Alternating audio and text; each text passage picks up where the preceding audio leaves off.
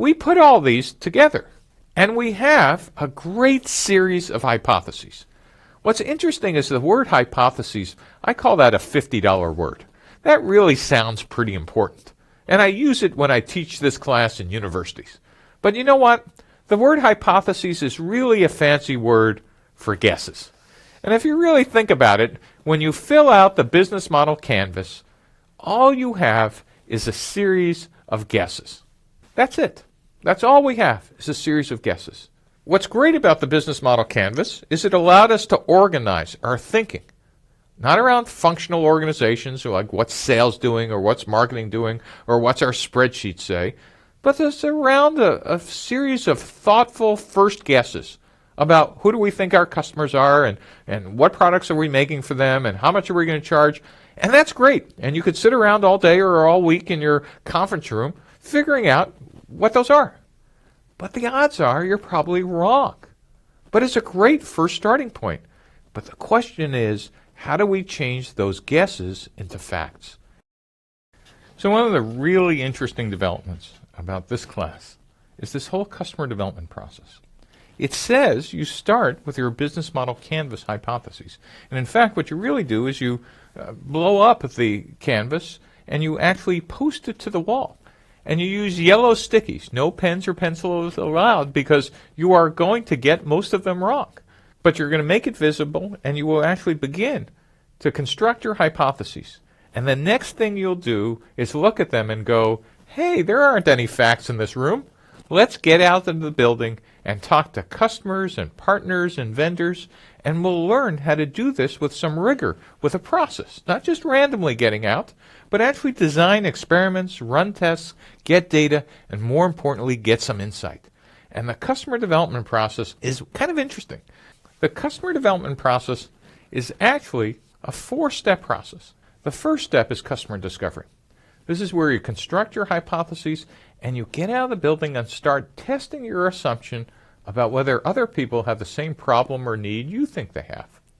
And then you're going to do customer validation and actually see if your proposed solution actually matches what you think the customer problem was.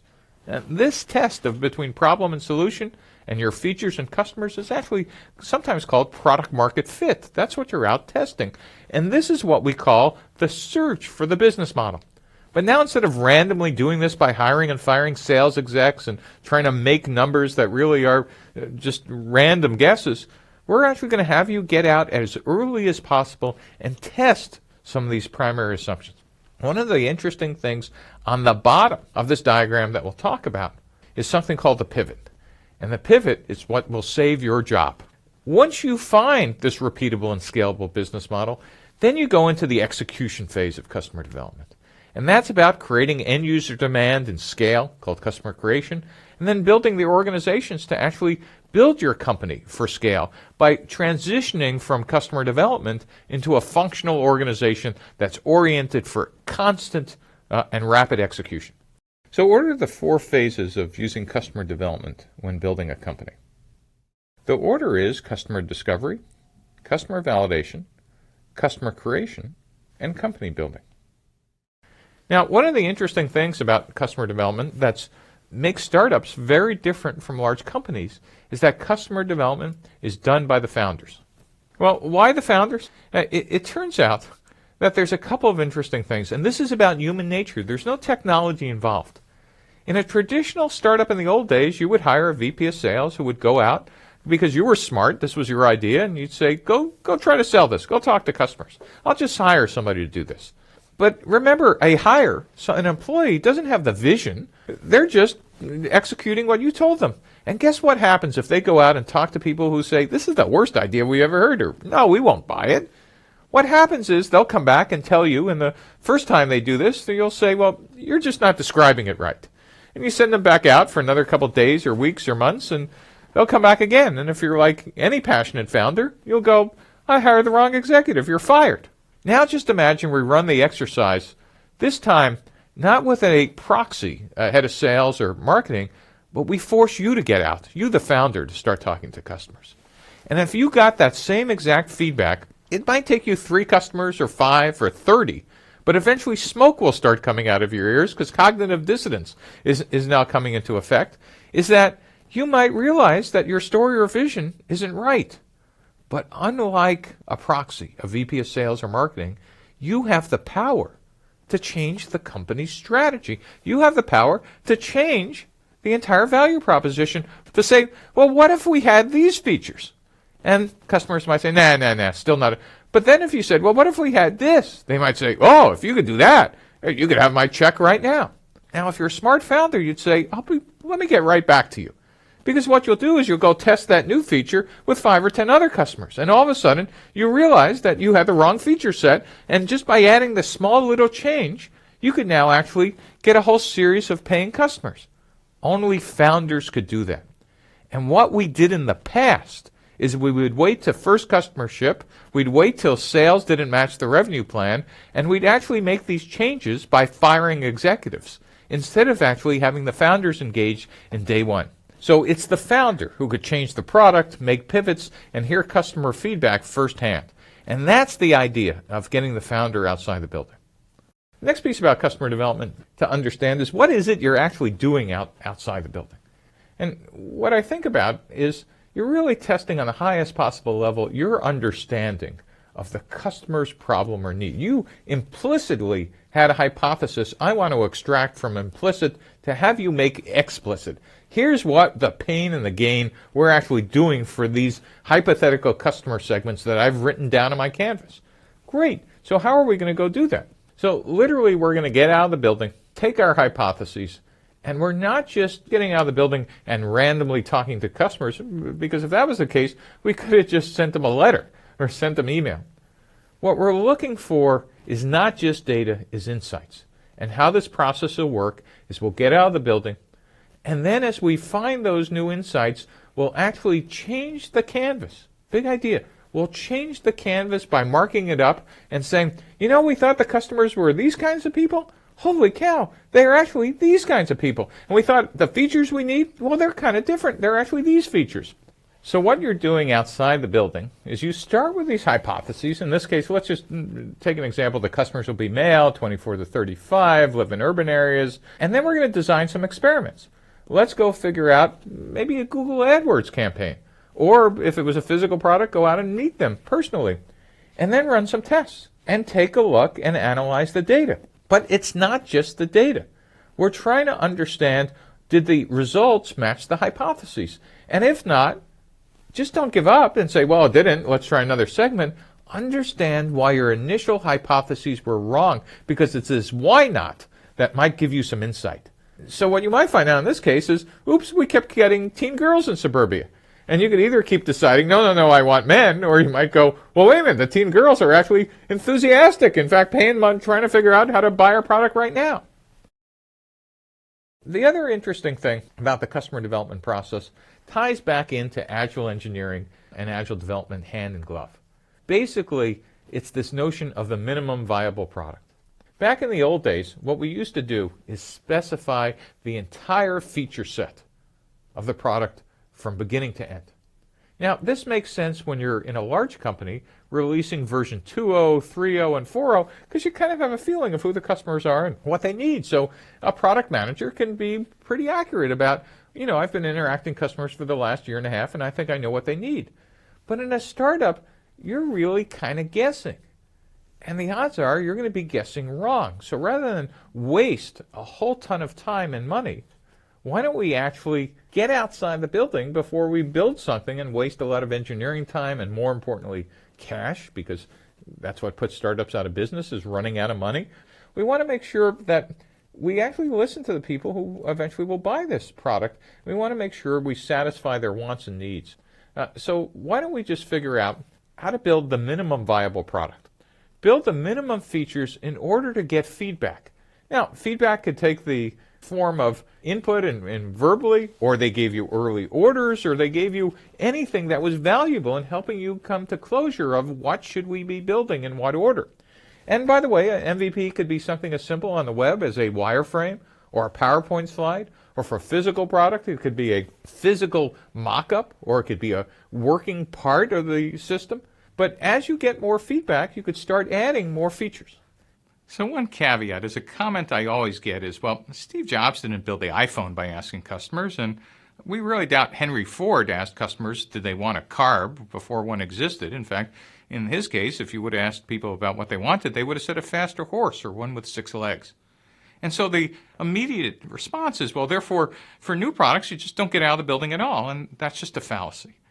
There is a type of startup in what we call a new market, and we'll be describing new markets in the customer segments lecture. But just understand that in new markets, of course you don't get out and ask people what features they need, but you do want to understand how is their day in the life different today versus the day after you give them your new product.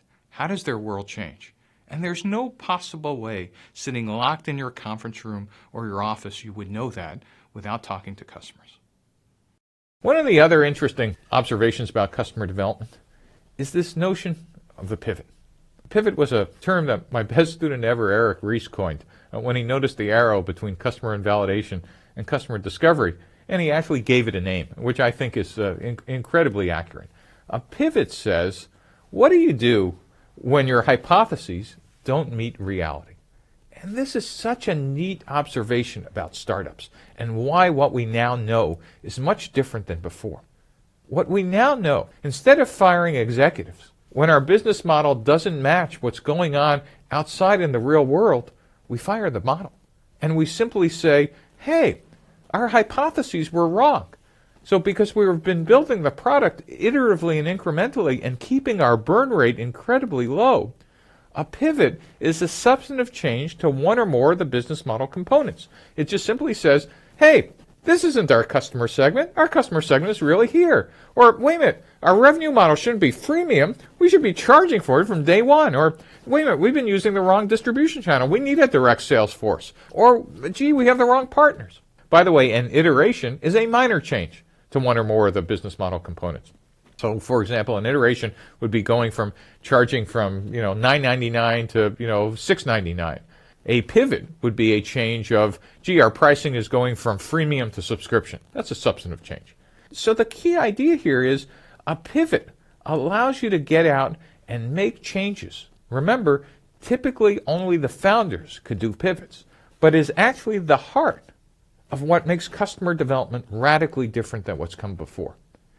The other thing to notice about pivots is that you want to keep them up at a constant speed and a constant tempo. And you want your entire company operating with speed and tempo in decision-making just like a metronome. Right? It's constant, it's consistent, and it's relentless. Let's take a look at the first step in customer discovery. You're going to be living this for the next couple of weeks if you're doing this for real. Phase one is you state your hypotheses and you draw the business model canvas. And again, you put the canvas on the wall, you and your team get around and put up yellow stickies. But the next step is you get out of the building. You're going to test the problem. You're going to test your understanding of the customer's problem or need, and you're going to figure out how to build the prototype. The next thing is you're going to test the solution. You're going to test the solution if you're on the web by building a low fidelity and then a high fidelity prototype. And you're going to again test your understanding of the customer's needs and whether your solution matches it. And this match, again, is called product market fit. That's the holy grail for entrepreneurs. Am I building something that people can't get enough of or are just willing to open up their wallets and empty it in front of you to get their hands on? And the fourth phase in customer discovery is you verify or pivot. Do people agree that you're solving a high-value problem or need? And do you understand your business model enough to start test selling, which is the next step in customer validation? Now, what's really depressing to most entrepreneurs is the answer most often the first time you go through this is heck no. And what's worse is, well, they kind of sort of like, well, kind of sort of is not a startup. Kind of sort of is people have been nice to you. The only time you know that you have something that's worth investing your time and money in is if people are literally trying to force their money on you or can't use your product even in its buggy, uninitialized form. Enough. This is what you're looking for. And if you haven't found it yet, that's why the customer development process is an iterative circle. It assumes you will be going through this multiple times. And when you finally think you do have something that matches customer needs, you get to the next step, which is customer validation. Let's take a look at customer discovery one more time in just a different way.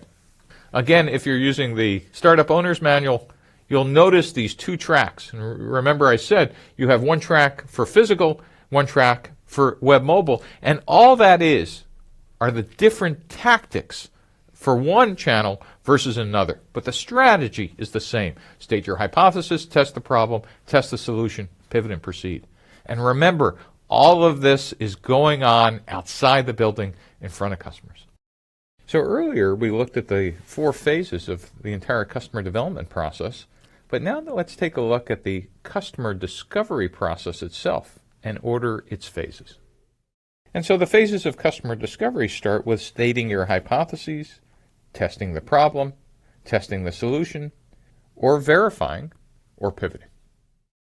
Let's take a look at the next step in searching for a business model, and that's customer validation. By now, to get to this step, we assumed you believe you have product market fit. Now, you would say, okay, now I could hire people, now I could run my $1 million Google AdWords campaign. And we say, no, not really. We don't really think you have enough evidence to do so. We kind of hear you that you believe you do. So we're going to do this again, but this time trying to get orders or users or both, depending on what your business model said. So phase 1 is you're going to get ready to sell. If it's a physical product, you're going to develop sales collateral, meaning the data sheets and price lists and demos, etc. If it's a web and mobile product, you're going to try to acquire and activate customers, and you're going to build a high-fidelity minimum viable product, which is a fancy word for your website or mobile app will look like it's almost done. Maybe the help files aren't there, etc., and maybe not all the features, but the core features that people will use. And then you get out of the building, physically or virtually, and you try to get out and sell and see if you get users or payers or both. The other thing you'll be doing simultaneously with this is develop positioning, which is a fancy word for saying, okay, I now have a lot of customer feedback.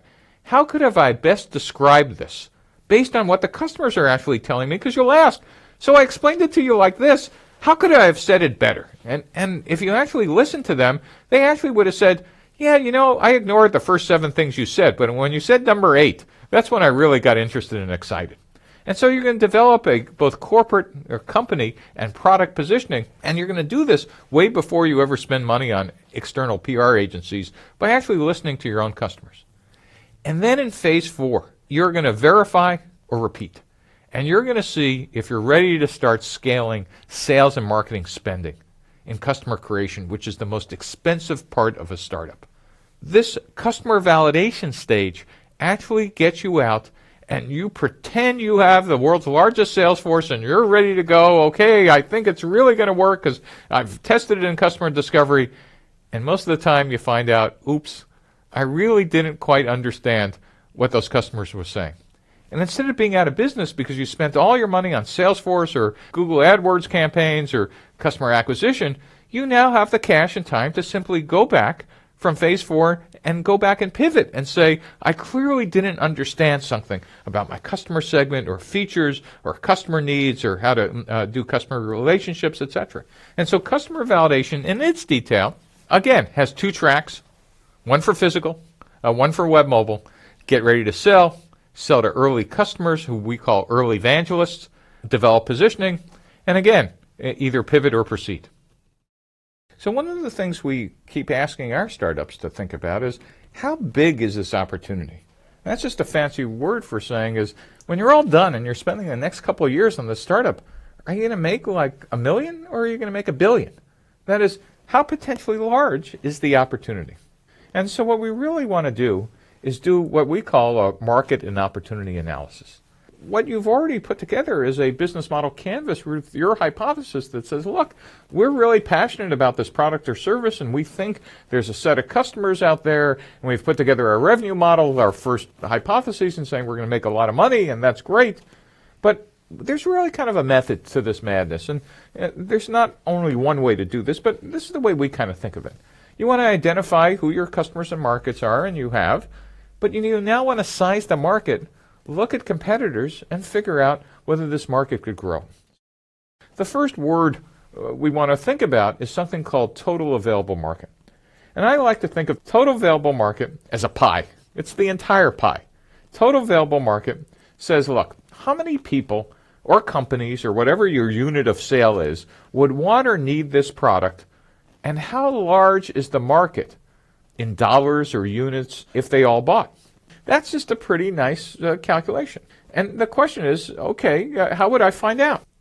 In different industries, there are analysts that specialize in vertical markets and enterprise software. It's Gartner and Forrester. In video games, it's the NPD Group. In consumer research, it's Nielsen. If you want to understand how many web and mobile startups are, you go to the Startup Genome Project, etc. So you need to ask some questions: is which industry analysts kind of follow your specific domain? And then also Wall Street analysts follow competitors in this business. And that is, they follow who's ever public. And in fact, some of them write very nice research reports. If you have access to a university library or a friendly broker, you could get a great free industry analyst report. And I would be asking others as well, and Google is your best friend here. I truly would be spending time trying to understand, is this a billion-dollar market? And by the way, if you throw out those numbers, the first thing I'm going to ask you is, well, that's nice, but break it down for me. Help me understand how many users, who are the players, what are the competitors, etc. You need to understand this total available market pie in some detail before I'll let you get to the next step. And the next step is, how big is my slice? And we tend to use a fancy word for that is, what's the served available market? And the served available market means, okay, well, instead of the theory that there are 7 billion people in the world, how many people really can use a mobile app? Oh, well, a mobile app is kind of dependent on how many people have mobile smartphones. And gee, if I'm making the mobile app for, let's say, an Android platform, then the first question is, how many theoretical people are going to be using, Android platforms in this year and the next 5? Oh, now I could start estimating what's my served available market. And so how many people have the money to buy the product? That is, are you a 99-cent product or are you a $99 product? Now you're narrowing the market based on pricing or availability. And you want to do some thought experiments, like how large would the market be in dollars if they all bought? If everybody in the served available market bought, how large would this be? And this is kind of your first test to say, oh, or wow. And so you want to understand this both for dollars and units. And how do you find out? Well, this is one where you're really out of the building and talking to customers. And then I think of this, again, using the pie analogy. The first step was trying to understand the number of people in the world, but now we can narrow it down if I have an Android app to the number of Android phones, capable phones, and then down to, well, how many would buy at my price. But now we really want to get pretty specific. Who exactly am I going to sell in years 1, 2, and 3? How many customers is that? How large is the market if they all bought? That is, what we now are coming up with is the total number of dollars. If you had 100% market share, your revenue isn't going to exceed this number. And how many units would that be? Again, how do I find out? Boy, this is really about getting out of the building and talking to customers and talking to potential channel partners and talking to competitors, etc. You really, at the end of this exercise, now have a first pass hypothesis about, is this business model canvas worth executing for the next couple of years? So market size doesn't need to be a 4-page business school analysis, though if you've went to business school, feel free to do the analysis. But it really is at first a back-of-the-envelope calculation. Is this business worth doing? So we just kind of have you constantly checking about 3 things. And let's take a look at the Jersey Square team and think about how they approach this. If you remember, we asked you to talk about the total available market or total addressable market, which really is a fancy word to say is how big is the universe of everybody potentially who could use the product. And in this case, they said, well, even in the United States, there are 150 Americans who watch the 5 major team sports in some capacity. Okay, well, can we sell to 150 million people? Not really, because the next thing we want to look at is what we call the served available market. How many can I reach with my sales channel? So let's see how the Jersey Square team looked at the served available market. They said in the New York metro area there were 11 million people who watched the 5 major sports teams in some capacity. What they really should have done is said that, but then said how many of them have a web browser and how many of them will we actually be able to reach within some period of time and with some semblance of cash. And the next thing they were looking at was their target market. Who will be their most likely buyers? And they did some research at Yankee Stadium and said 11 or 12% of the served available market showed strong interest, and they said, well, that means just in the New York area, 1.3 million people should be interested in a subscription or rental. Really, again, if they were doing analysis for real, they should have said, but how many of them can we reach with a web browser, and then how many of them can we actually get with our acquisition and activation campaign? And what falls out of this, if you actually take it to the next level, is what's a reasonable assumption of year 1, 2, and 3 revenue? Just back of the envelope. Okay, so these are the people. Gee, subscription and half pay rental. Let's do some math. Oh, my first year's revenue should be $300 million. Nope, I think I'm being a little too optimistic. At least you'll start with a series of calculations that you could bounce off advisors and friends and co-founders and say, are we even in the ballpark of making an interesting business? One of the things to keep in mind is that no startup has ever exceeded their optimistic estimates of market size. So if your numbers are coming in too low of potential customers, I wouldn't give up. I would just be going back and looking at the customer segments you're targeting and understand whether you want to build a business or have a hobby. So in summary, the questions you want to ask are how big can this be? How much of it can we get? What's the growth rate of the market? Is the market itself declining? Or is it in flux? Or is it going to start taking off? And most importantly here is talk to customers in the sales channel. And next important is you could get some pretty good market size estimates by competitive approximation if it's an existing or resegmented market, or even if we're going to clone a market outside the U.S. Next important is Wall Street analyst reports are great. Market research firms like Forrester and Gartner are great. But something to keep in mind about market research forecasts going forward. Market research data is wonderful on the size of markets in the past. But if market researchers were great at predicting the future, they'd actually be running hedge funds. So one of the things I don't accept from my students is, and it's going to be a $40 billion business in the next 7 years. Well, what's its size now? 0. So therefore, I just don't accept guesses from a market research firm unless you've actually cross-validated that with some really heavy customer input from outside the building. So how would you estimate the served available market, or SAM, for an Android game within an order of magnitude? Choose from the list below. Would it be the total number of web users? Well, for an Android game, they're not on the web. They might hear about it on the web, but that's not really going to help you understand the served available market. Is it the total number of mobile phone users? Well, that might be the total available market, but you're really interested in just the Android piece. And so number 3 might make sense, the total number of active Android users. But if we get a little more sophisticated, we'd understand that the real answer is number 4. It's not only the total number of active Android users, but they need the right level of the operating system to support your particular game's features. And so you really want to get the SAM as tightly defined as you can. So before we get started with the entire course, let's take a look at what a team actually could accomplish at the end of this process. Now imagine you had 10 weeks or months or a year to go do this. You'd actually be able to do a lot. But what if we gave you 5 days? I want to give you an example of a team from one of our classes that decided they were going to provide a rental service for professional sports jerseys. And in 5 days, they personally got out of the building and spoke to 169 customers and had 190 people come to their website and actually sold 2 things during the class.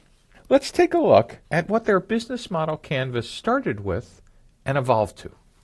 So on day 1, these were their initial hypotheses coming into the class. They thought that their customer segments was going to be professional sports game attendees who were going to be male, adult, less than $100,000 income, and attend 10 games per year. That is, they were beginning with a series of hypotheses about their customer archetype. And they thought their value proposition was going to provide a cheaper way to officially license sports jerseys to a game, eliminate the risk of owning a player whose jersey is traded, and to provide alternatives to purchasing counterfeit jerseys. And their sales channel was going to be websites or stadium shops or ticket websites or direct mail. And how they were going to create demand was through search ads, social media, stadium promotions. And their revenue stream was going to be through an annual subscription model. And on the left-hand side, kind of the backstage of the business model canvas, their activities were going to be rental tracking, shipping, dry cleaning, marketing, customer service. And they were going to have as resources inventory of jerseys, warehouses, logistics systems, and their key partners might be the professional sports league and the suppliers and the dry cleaners and the shop vendors and envelope suppliers and UPS and FedEx and the postal service. And their cost structure was going to be for warehousing, shipping, cleaning, logistics, tracking, website development, and maintenance. And this sounds particularly reasonable. You would look at this and go, absolutely, why do I even need to be in this class? But they got out of the building and spoke to 60 people by going to Yankee Stadium and actually meeting a bunch of customers on the first day. And look what happened. They realized that actually women wore sports jerseys as well, and there was no way you could have convinced them of that until they stood in front of the customers at Yankee Stadium and said, hey, it's a 50-50 split. And that it was actually young adults, 18 to 30, and they actually were casual sports fans. And now they started to get a better understanding of what customer relationships were, about getting customers, keeping them, and growing them. And they realized that people would maybe also be interested in a pay-per-rental model as well as an annual subscription. Next, they got out of the building again. And now they started expanding who their customer segment was, and they actually split the segment into two. They realized there were two different archetypes. Sports jersey owners who were male, 13 to 35, but there was also another archetype, which were people who attended a single game. And they were male and female, 18 to 30, and they were casual fans. And so now they actually were able to take their revenue stream and match it to their archetype. So for sports jersey owners, an annual subscription made sense. But for single game attendees, pay-per-rental made sense. And their value prop differed for, again, those two different archetypes. As you'll see later, what we need is every time we have a unique archetype, we need at minimum a matching value proposition and a matching revenue model for each archetype. The fourth day, they learned some more things. Most importantly, they learned how much would some of those sports jersey owners actually pay in an annual subscription. They actually started asking some serious solid numbers, and the answer they got back was $200. And they also understood that social media would be a big component in customer acquisition. The next day, they learned some more. They actually learned that another alternative for sports jersey owners would be a monthly subscription and also a one-time rental. And they started thinking about how would you keep those customers? That is, how would you eliminate churn and increase loyalty? And they started to think about seniority loyalty programs and how they would grow those customers by cross-selling and upselling them with premium subscriptions and family plans. So you could see after 5 days, just 5 days, after talking to 160 customers, you could see how the business model evolved dramatically from something that looked like this on day 1 to something that looked like this on day 5. Day 1, a series of untested hypotheses, a faith-based enterprise. On day 5, the faith has turned into facts. And this startup is on the road to actually building something that customers might want. So in the rest of these lectures, we're going to take you through each one of the business model components and hoping you'll get out of the building, just like this team, to test each one of your hypotheses.